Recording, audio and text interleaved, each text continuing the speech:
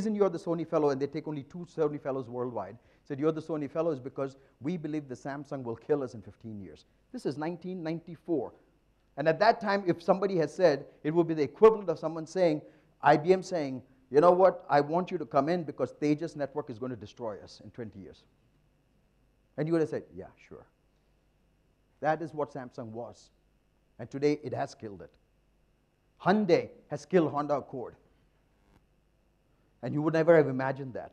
So, Steve Jobs' genius is he transformed 7 industries. Those of you who read his book, retail, telco, media, music. Industries have changed. News. Why? Not because of technology, but because of the intersection of 2 big ideas of anthropology and liberal arts and technology. Now, let's go to Edison back again. If I took him to the CEO of the Florida utility company, within 10 minutes, they would have absolutely nothing new to talk about. This is what he drew when he applied for the patent. That is the exact picture of the patent application of the electric grid and the electric utility system that Edison came up with. Do you want to see what it looks like today? That's it. The US utility industry spends 0.3% on R&D. The pet food industry spends 6.4% on R&D. That's the reason why Edison can have a very simple example here. The reason why the media industry has changed is because government subsidies allowed some things to happen, government enablement allows the network to happen, but then private enterprise transformed the industry because of competition, and no competitor was allowed to succeed, but competition was allowed to succeed. In the utility industry, it is not that the competition was allowed to succeed, it's a competitor was allowed to succeed, and that is how you destroy an industry. So the only way we're going to transform the world and the countries in the world is if you have visionary leadership with smart regulations, with private-public-private partnerships, new innovation ecosystems, and all 5 needs to exist, or 4 needs to exist, or it will not happen. 3 out of 4 is not enough. When I choose projects, when I meet with the Portuguese government, when I meet with the Brazilian government, or with the Chinese government, it's absolutely interesting. When I sit down with the Chinese government at any level, the first question they ask is, what do we need to change for this to succeed? That's the first question. You tell us what this needs to change. Because otherwise, today, no country, no government, no private enterprise can transform itself, their industry by themselves. It's too expensive, too difficult. It has to be by public-private partnership. And it has to be mature public-private partnerships. And you have to come up with new ecosystems. This is where you come in. This is where the future comes in. Because we yet do not know the new ecosystems that are going to emerge. There are 2.1 billion people on the internet. Let me give you one other statistic that might. How many toothbrushes are there in the world that are sold a year? Those of you who are into marketing. Guess how many toothbrushes are sold in a year? What do you think the market for global toothbrush industry? Billion? Billion toothbrushes? 14 billion? Somebody said 14. It's 3 billion. 2.5 to 3 billion toothbrushes are sold in a year. Do you know how many cell phones are sold in a year? 6 billion. So there are people sitting in some rural areas with a stick and brushing their teeth with a cell phone in their hands. Today there are 2.1 people on the internet. In the next 3 years, 3 billion more people are going to get on the net in just the next 3 years. That means there's going to be over 6 billion people on the net, which means you, all of you, are digital natives, which means the future is going to come with a deep understanding of the digital infrastructure into education, into healthcare, into politics, into all the others. The Arab Spring, sometimes they call it the Twitter Spring. And it is true. Because you can't hide stuff. There's a negative impact of it. All small events that are not necessarily important have taken on more importance than they should. So that maturity and judgment becomes very critical. And in order to do that, because it is difficult, I would argue that nothing great in this world will be accomplished without passion. That's why the title was Transforming Countries, Nations with Passion, but with purpose. Going back to Hitler. When you listen to Hitler's speeches, people were documenting, they would just froth and people would pass out and faint, and he was like a rock star. Then they would ask people, what do you think? He says, great, that's the best thing I ever heard. What did he say? No one could tell you what he said. So, passion without purpose is useless, misplaced emotions and energy. But there is enough purpose in today's world, and it has to be global. It cannot be local, alone. And so I'm going to say what will it be next. And this is an actual picture that we took of our telepresence. Just so you know, it looks like a round table. Those kids are sitting in Netherlands. Some kids are sitting in China. Some kids are sitting elsewhere, and these are the kids sitting here in Bangalore. These are some of our expats kids from our schools. You know, whenever I take a CEO into telepresence, the first thing they do is they sit there and say, which button to press, which is this, and they look all confused. Kids didn't even care. They were already asking and focused on stuff. And that's the press in the background taking pictures. But they were sitting there thinking differently. Now, I want you to imagine, those of you who are engineers, how many of you actually saw a bridge being built in a city while it's going up and you had done simulations? If you were an engineer today, while a city is coming up with sensors into bridges, into buildings, you can design better buildings.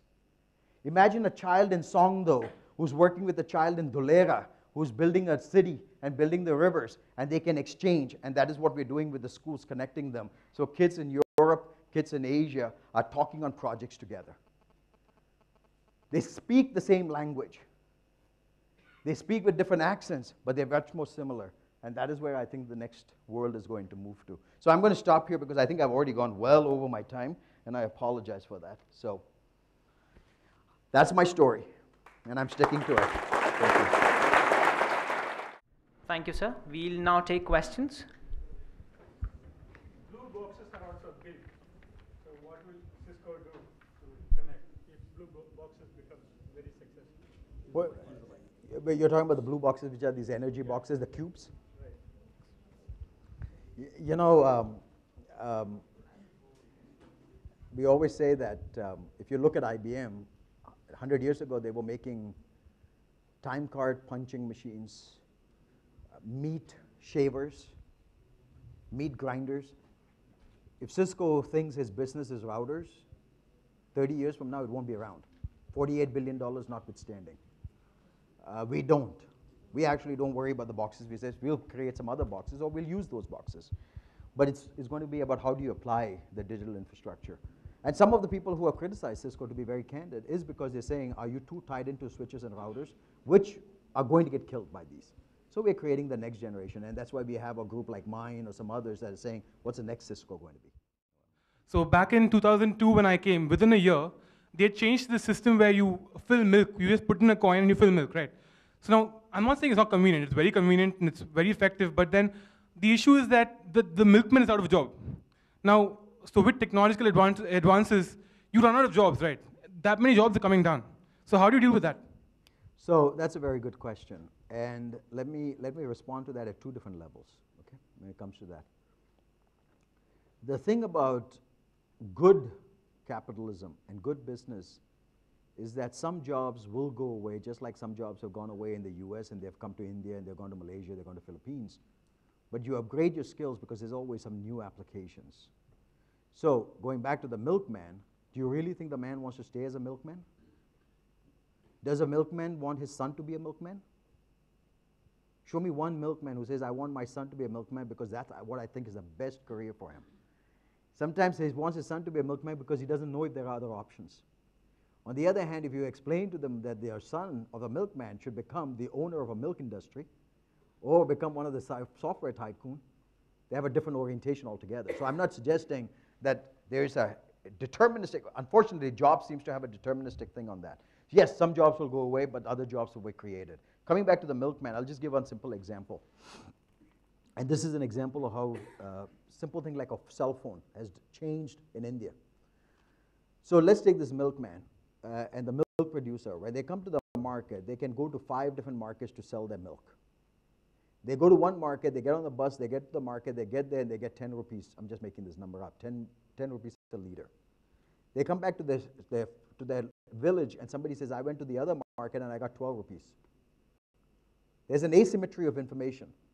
So today what is a new business that have emerged of a network where when you go to the network, you go to a broker who's sitting there who's put 6 people of his guys, cousins and brothers at these 6 markets. On the cell phone, it's 11 rupees here, 10 rupees here, 14 rupees here, and you walk up and say, Kidhar kya hai? He says, you give 1 rupee to the person, he says, that place is 14. He gets on the bus that goes to the 14 rupee place. And by doing that, you have equalized the market. But remember, now suddenly 6 new people have got jobs. So I think that is the way the ecosystem changes. And the same thing has happened in Chennai, where fishermen used to go into to fish, and they would go spend 8 hours, 6 hours. Sometimes they get small fish, sometimes they get a lot of fish, sometimes they go into the bad neighborhood, they drown. Now with the GPS system on the cell phone, they know what time to go into the waters and which location to go. So they cut the amount of fishing time by half. They're able to get more fish back. They're able to go sell it themselves in the market somewhere, and they're able to send their kids to school. And that is happening today in Chennai. And it doesn't take a lot of money. So my point being is, I think your question is very valid. And it is one that has made a lot of people nervous, especially when SEZs were being created and they said farmers are going to lose their property. By the way, the farmers are unproductive on the land that they have. If you could teach them better productivity of the land that they have, they can have half the land and do better, which is what Bharat Forge did when they created the farmers SEZ and said, I will buy the land from you at a high price, or not necessarily a high price, but we will train you so that you can have a light industry on the side and you can create the symbiosis of that. So I think that to me is the way the world is going to happen. By the way, all economic development means, just as I said, competition has to survive, not competitors.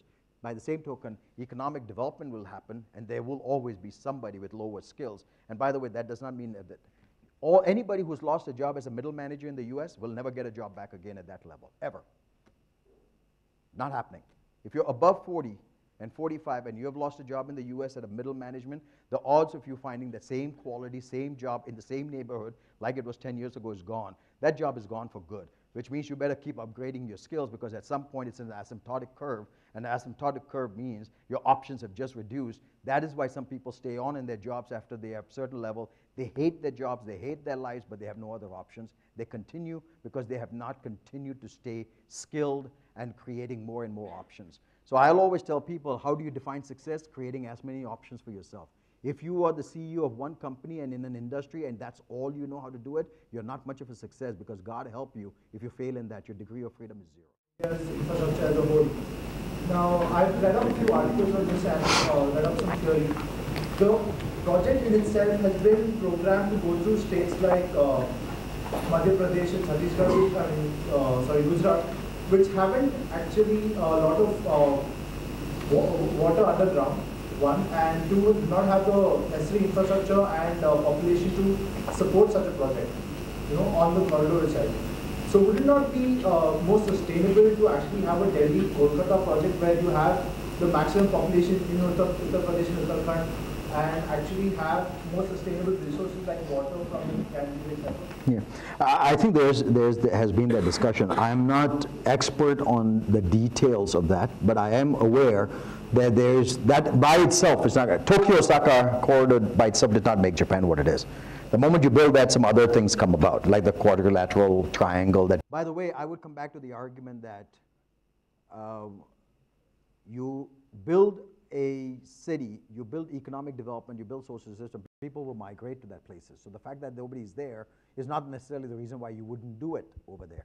In fact, if you look at America, it was mostly in the East Coast, and Lowell, Massachusetts used to be the city that everybody wanted to live in, and today you would not want to live in Lowell, Massachusetts, because Pittsburgh became very grounded. No one ever thought about Florida, and today Florida and Arizona and Nevada and the others have come up. So I think you will see that happening increasingly. Coming back to your point on the water, that is going to be one of those big issues, not only for India but for others, is how do you fix the water issues, and how do you fix the rain harvesting and then irrigation programs, the dam programs. I think I was told that in China they have got 4,000 dams under construction. I think there are 400 here, right? Something like that. So I think India has seriously got an infrastructure issue to be focused on. And that, I think, is one of the things that, your point notwithstanding, I think the question should not be, why are we doing this? The question should be, what else should we be doing in order to improve it? And I think that is one of the things I would encourage all of us here is, every time I read the newspapers, whether it is with the FDI or any others, immediately they come back and saying, why are we doing this? And maybe this is the reason why The Economist, Amartya Sen, the reason why Amartya Sen wrote the paper Argumentative Indians is the fact that we are intellectually driven by what about the other one? And fix this, and then we'll work on the other one, right? And I think the Delhi-Mumbai corridor, I think, is one that the Japanese government has invested, and they believe in it, but I think we have to do some of the other stuff that you're talking about. I agree with you. But I think the Delhi-Mumbai corridor as it stands, and Dholera in one example, is a very good, the stuff that's happening there. So my name is Sushmit, and I'm a second year student. I have a small question on urban planning. These days, the universities are having developed, they are having all high-density buildings. Example, the Star and the Cafe 101. And I've seen that as kids, we were taught that they have stress on the civic amenity. At the same time, I've seen criticism regarding urban planning. Urban sprawl. Where in India, we see a whole lot of communities that are taking a large amount of area. So, which is the right way to do? Is one of those perennial discussion on FSI. What is the right levels of FSI, right? The density index. I'll just give you some examples. India is going to have to go vertical for many of the reasons, but it has to be vertical with some purpose. It has to be designed better. But let's just take the city question that you said. 70% of the world's energy is consumed in cities. But 70% of the world's economic development is also in cities. But 70% of the world's energy is in cities, and about 50 to 60% of that energy is consumed in enterprise buildings, not residential, but enterprise, office buildings. 30 to 40% of the energy in a typical building is wasted.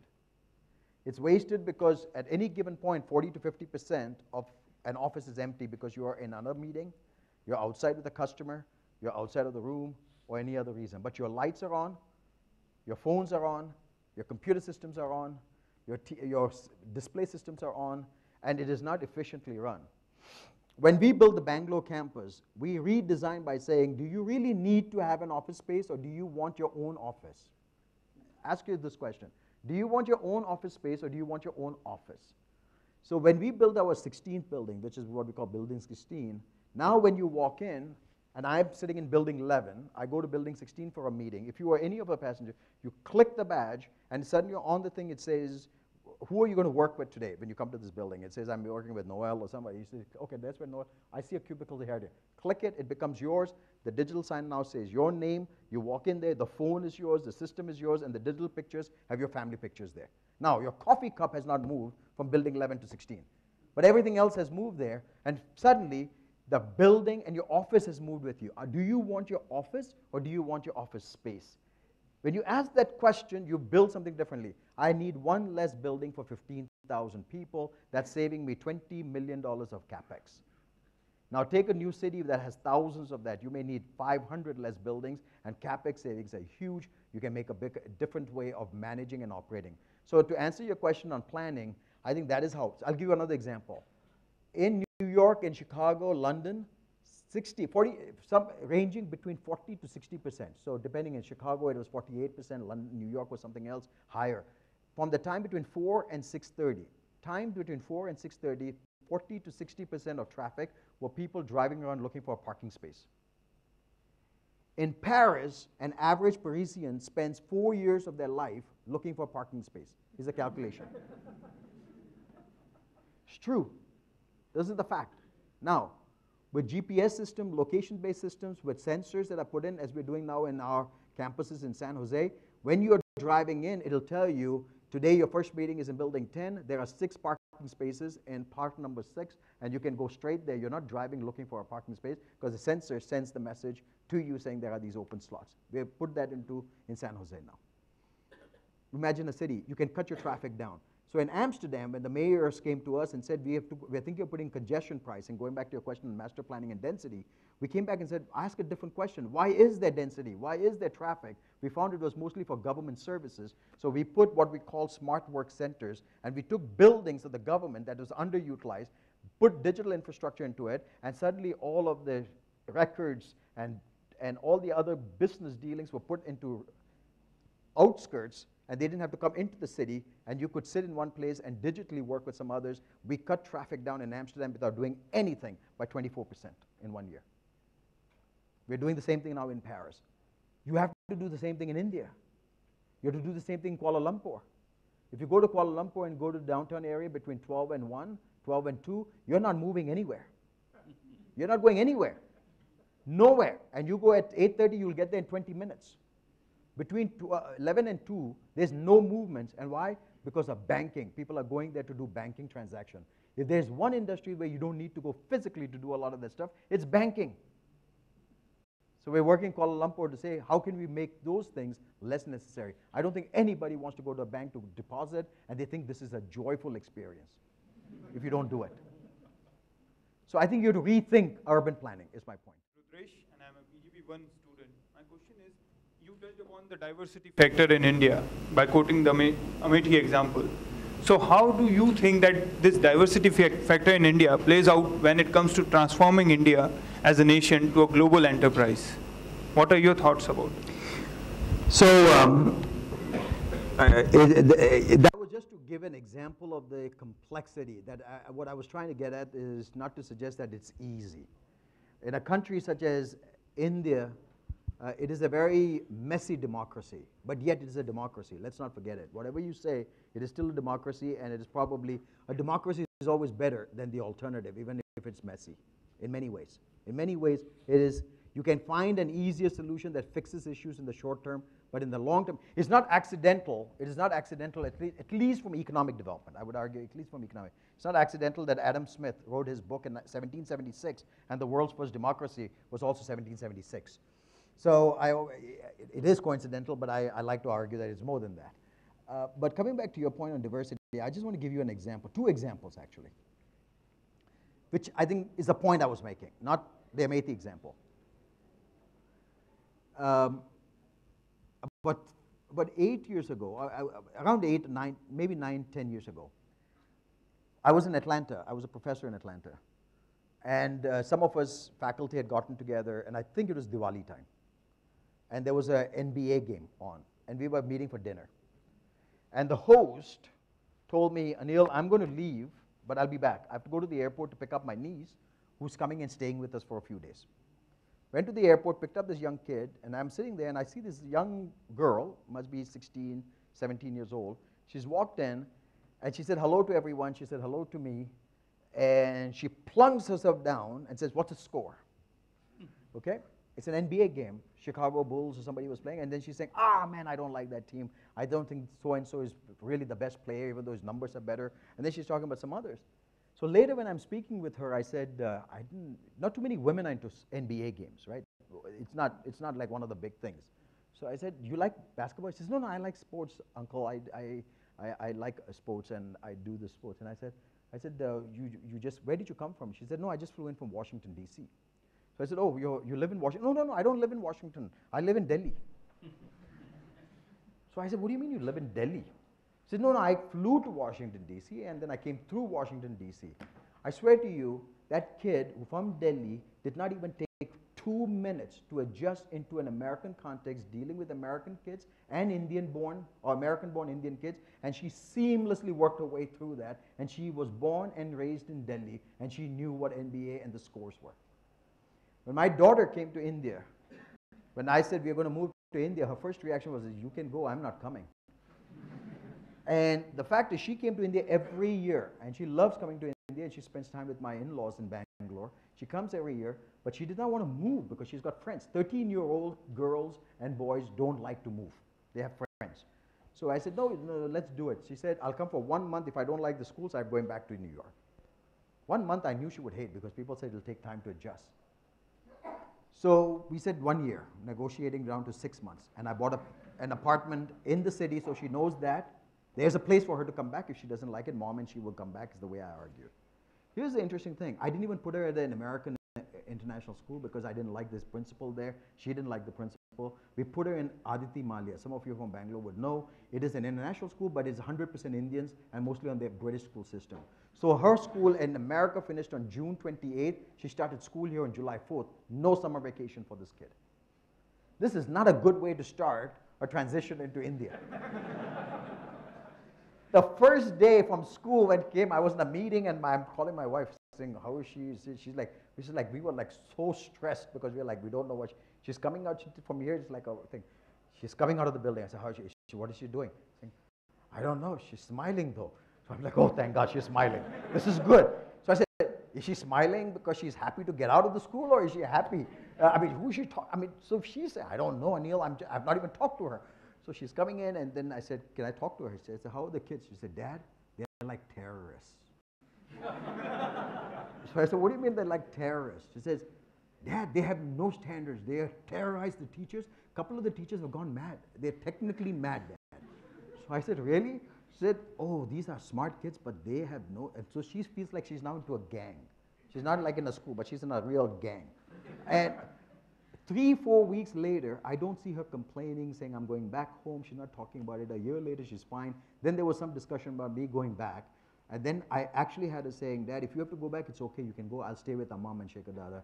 And I'll go to school here, finish, and then I'll come back. So a year later, I asked her, Ambika, why did you like it here? I don't like it here. I'm ready to go. You want to go tomorrow? I'm ready to go, Dad. So I said, no, I'm not trying. This is not your dad asking you. This is the chief globalization of CISCO asking you on market research. Why do you like it here? Because I just want to understand it. So she kind of like negotiated for 5 minutes to see. Then she said, okay, I'll tell you that. The kids here are really cool. I said, what do you mean? She said, when I thought I'll never relate to them. She said, when I got here, they knew Glee. I don't know what Glee is, but she clearly knew, and the kids knew Glee. They knew music. They knew all the music that she was listening to, Lady Gaga and everything else. And then she said, Dad, and they talk about FIFA, and I didn't even know what the heck that was. So she's picking up soccer that she would zero chance of picking up in the US. She's picking up on the Asian and the European things, and she's still staying connected with her friends. That's the diversity I'm talking about. It's an economic diversity, the social diversity that happens, whether you're from the north or the south. I'm not trying to suggest that India is there yet. India is not there. That's the point I was making. 600 million children would not even know who the prime minister of this country is. 600 million children don't even know what the future will look like. So I'm not in any way suggesting you're there, but the diversity of India exists. That coexistence is there, and that's the point I was trying to make. But I was also trying to say how difficult it is. Diversity is easy to say. It is hard to create. Mukherjee, and I have a question for you. You said about, you gave instances, about this diversity and what, in the Western context, how it applied. But with diversity and with the development of technology, we also heard about an increasing in disparity across, healthcare, across education, across income. The example that you gave about, the London, the same, was probably applied to New York City also, areas like Brooklyn. What is, what do you think about, what we can do to reduce the disparity at the social level? So, this is because you just asked a question that could have been a 1-hour presentation, right? Which would have debates and, so my short answer is, these are intractable problems. These are not easy problems to solve. And I've alluded to some of them. But I'm going to finish with Slumdog Millionaire as the illustration of that. When Slumdog Millionaire came about, this is like the chicken tikka masala for UK. That is the national cuisine of UK. Slumdog Millionaire with the Oscar award, suddenly everybody comes up and says, Anil, did you see Slumdog Millionaire? It's like the starting conversation of an Indian now in the US at that point was, did you see Slumdog Millionaire? Oh my God, that scene when he fell into that thing, I cannot believe what happened. And I didn't see the movie, so I don't know what they're talking about, what you fell into. Then I saw the movie and I said, okay, I got what you fell into. So it had that, but the point was Dharavi, right? Slumdog Millionaire upset a lot of Indians. And it upset a lot of Indians for many reasons. One was the use of the word dog, right? There was a whole bunch of, but the ones who got upset on the word dog were generally the Arundhati Roy type, middle class, educated, intellectual. Then there were the others who got upset, the economist type got upset on the word slum. Because the moment you use the word slum, it assumes crime, deadly diseases, and CNN type of moments of children with flies hanging over their heads. Except in Dharavi, that is not necessarily the case, because you have doctors in there, you have lawyers in there, you have educators in there, and you have a social structure in there. So they were upset with the use of the word slum. So when I started doing this here in India, and I won't mention the name, one of the top bureaucrats, he said to me, he said, Anil, all the stuff that you have are pretty buildings. I don't want Dharavi to be changed. I want Dharavi to become better, because it's got a social infrastructure there. So I went and spent time in Dharavi, and I brought the person who built Songdo. I brought the entire leadership team, and there it was, Mercedes S500 class, driving in. We were going for a meeting. Suddenly it hit me. I told the drivers, move, we're going into Dharavi. So the guy who's driving said, Saab, kya bol rahe aap? So I said, nahi, Dharavi mein leke jao. So he said, kidhar? I said, nahi, kidhar bhi leke jao. Just drive us in. So we drove into Dharavi, and people are nervous, and 6 Mercedeses pull into Dharavi on the top of a bridge. I got them all out, and I said, let's take a look at this water over here. I said, let's walk into Dharavi now. So we walked into Dharavi. Now I see some of you like, wow. I felt the same. I've never been inside Dharavi. I was born in Bombay. You bypassed Dharavi, you walked away from Dharavi, you just ignored Dharavi, you pretended, you smelled it, but you ignored it. So I drove and walked in, and I kept my fingers crossed that we'll walk back out too. But we walked in, and then I told Stan Gale, one of the biggest construction guys in the world, and he loves those kinds of stuff. That's why I did it. So we made all these big CEOs